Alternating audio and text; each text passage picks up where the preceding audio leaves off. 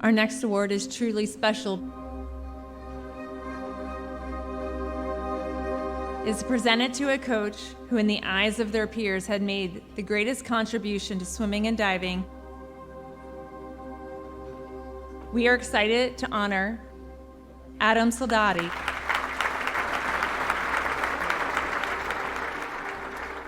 Good evening, everybody. First, I want to thank the College Swim Coaches Association for this incredible honor. It's deeply meaningful to receive this recognition from a community I've admired and been impacted by for so many years. Purdue Nation, thank you for believing in me. When I first got to Purdue in 2005, I walked into that facility and I could begin to visualize, like, what could this place become? This place had the makings. I felt like I could turn this place into one of the greatest. I think together, along with lots of great people and lots of great staff, we were able to achieve that. Adam is definitely a unique, one-of-a-kind coach. Like backs and gainers, just get your arms a little bit earlier, like light, and boom, get them through, and you were just a little slower than that. Adam was never focused on the accolades, but his accolades speak for himself. He's one of the most decorated Big Ten coaches, not just in diving, but in all of sport. The amount of Big Ten Coaches of the Year, NCAA Coach of the Year, speaks to what he does on the pool deck every day.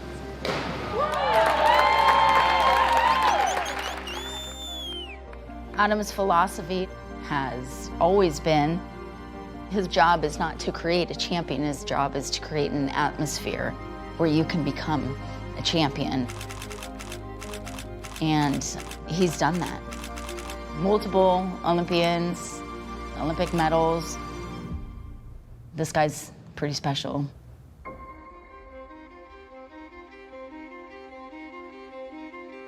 Sometimes when I look at those numbers, I'm like, I don't even know how that happened.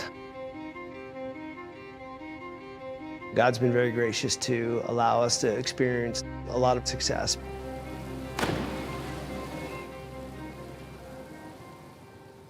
(2022, 23, somewhere in there, I did have some pain in my right hand. When I would lift weights or I would do certain things, there was a certain level of pain.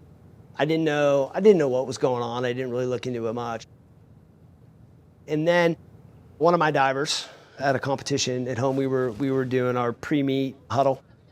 And one of my divers said, "What's wrong with your hand?" I looked at my hands and it was clear that my right hand and beginning to go up my forearm a little bit was wasting away, degenerating. I was going through some atrophy. I went through a series of MRIs, I went through, lots of EMGs my whole body, and then seeing an additional neurologist in Chicago, and they did some genetic testing.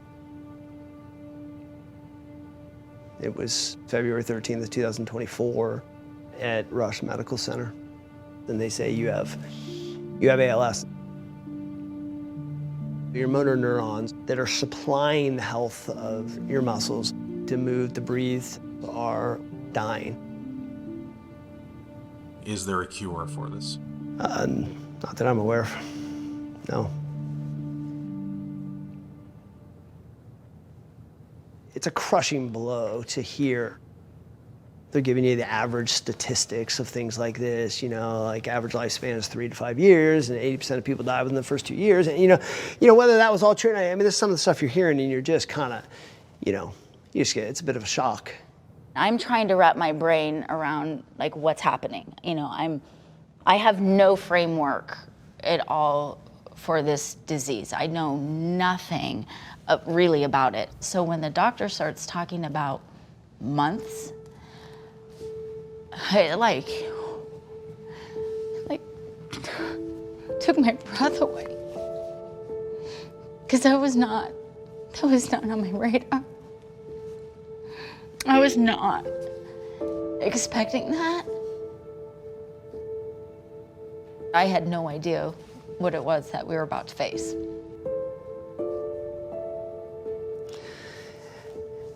It's certainly overwhelming. I think what made it very emotional and overwhelming was seeing how things like this are going to affect the people that are closest to you. I've got 6 kids. My dear, sweet wife, Kimiko. The team.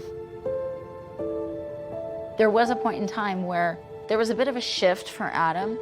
You kind of shift from mourning and grieving to, okay, what can I do? And more than that, we shifted from preparing to die to fighting to live. You know, for me, maybe I'm arrogant enough, you know, I'm sitting in there like, all right, let's go, what do we gotta do? Like, let's get after this.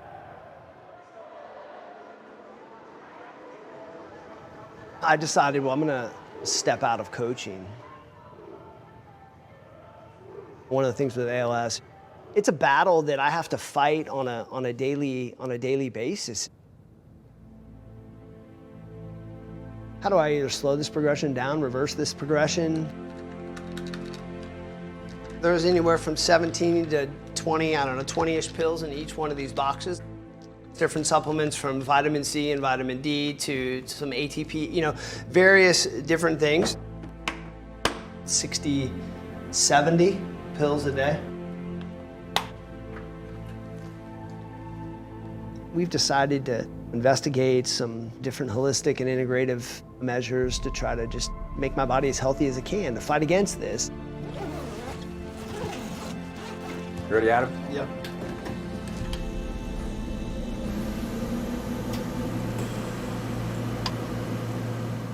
We've done everything we can, from hyperbaric oxygen therapy to infrared saunas. You go through kind of a major detox stage.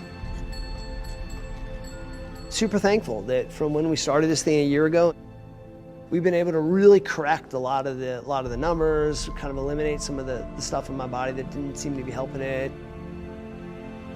We're just doing the best we can to battle it on the front end and prepare the best we can for knowing some of the changes that could come down the road.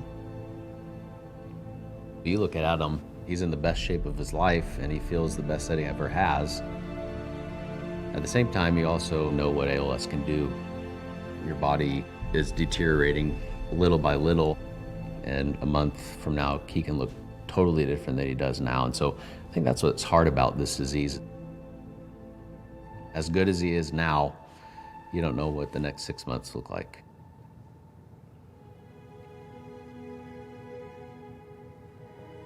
As many of you know, I was diagnosed with ALS, maybe better known as Lou Gehrig disease. It's a brutal disease, one that forces you to ask difficult questions and face even more difficult truths. But in the midst of it, God has given me the gift of clarity. Clarity about what really matters. Why are you dressed up? How are you? Why are you dressed up?